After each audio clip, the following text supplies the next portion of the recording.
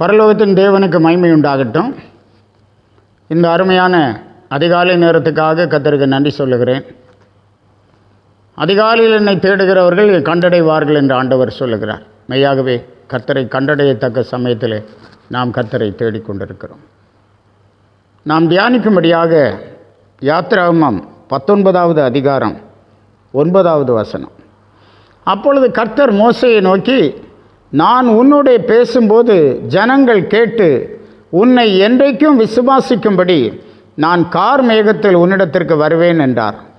ஜனங்கள் சொன்ன வார்த்தைகளை மோசே கர்த்தருக்கு சொன்னான். நான் உன்னோடே பேசும்போது ஜனங்கள் கேட்டு உன்னை என்றைக்கும் விசுவாசிக்கும்படி நான் கார் மேகத்தில் உன்னிடத்திற்கு வருவேன் என்று ஆண்டவர் சொன்னார். ஆண்டவர் மேகங்களை தமது இரதமாக்குகிற தேவனாய் இருக்கிறார். ஆண்டவர் பேசுகிறதை ஜனங்கள், மோசையோடு பேசுகிறதை ஜனங்கள் கேட்டு ஜனங்கள் விசுவாசிக்கும்படியாக நானும் வருவேன், கார் மேகத்தில் வருவேன் என்கிறார். இந்த காலை நேரத்தில் நம்முடைய தேவன் நம்மிடத்தில் வந்திருக்கிறார். அவருடைய பிரசன்னத்தை நாம் உணர வேண்டும். நம்முடைய ஆவிக்குரிய கண்கள் ஆண்டவருடைய பிரசன்னத்தை காண வேண்டும்.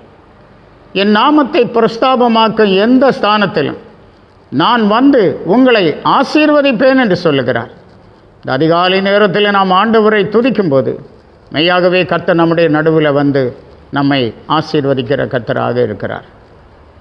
சங்கீதம் 104:3வது வசனம் சொல்லுகிறது, தமது மேல் வீடுகளை தண்ணீர்களால் மச்சு பாவி மேகங்களை தமது இரதமாக்கி காற்றினுடைய செட்டைகளின் மேல் செல்லுகிறார்.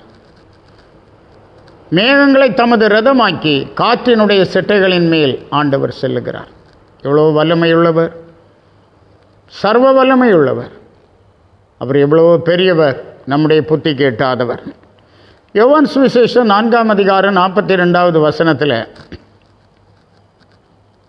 சமாரிய ஸ்திரீ அந்த கிராமத்தை சேர்ந்த பெண்கள் எல்லாரையும் இயேசுவினிடத்திலே சேர்க்கிறாள், கூட்டிக் கொண்டு வருகிறாள். அப்போது அந்த ஸ்திரீகள் அவருடைய வார்த்தையை, உபதேசத்தை கேட்கிறார்கள். அந்த ஸ்திரீகள் என்ன சொன்னார்கள் தெரியுமா? அந்த ஸ்திரீயை நோக்கி, உன் சொல்லின் நிமித்தம் அல்ல, அவருடைய உபதேசத்தை நாங்களே கேட்டு அவர் மெய்யாய் கிறிஸ்துவாகிய உலக இரட்சகர் என்று அறிந்து விசுவாசிக்கிறோம் என்றார்கள். நீ சொன்னதுனாலே அல்ல, அவருடைய உபதேசத்தை நாங்களே கேட்டோம் என்று சொல்லுகிறார். இந்த காலை நேரத்தில் கர்த்தருடைய வார்த்தைகளையும் கர்த்தருடைய உபதேசமும் நாமே கேட்டு ஆண்டவரை விசுவாசித்து அவர் யார் என்று அறிந்து கொள்வோம். அவர் உலக இரட்சகராக இருக்கிறார்.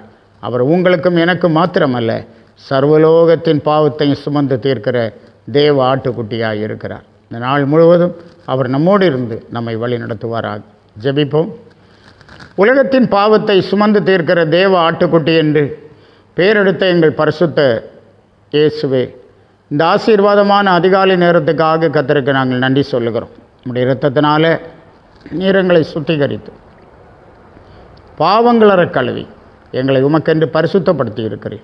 உடைய பிள்ளைகளோடு கிருபை இருக்கட்டும். உடைய பிள்ளைகளை ஆசீர்வதியும், எல்லா நன்மையாலும் நிரப்பும், பலப்படுத்தும். இந்த நாள் ஆசீர்வாதமாக இருக்கட்டும். ஆசீர்வதியும். இயேசு மூலம் கேட்கிறோம் பிதாவே. ஆமென். ஆமென். God bless you.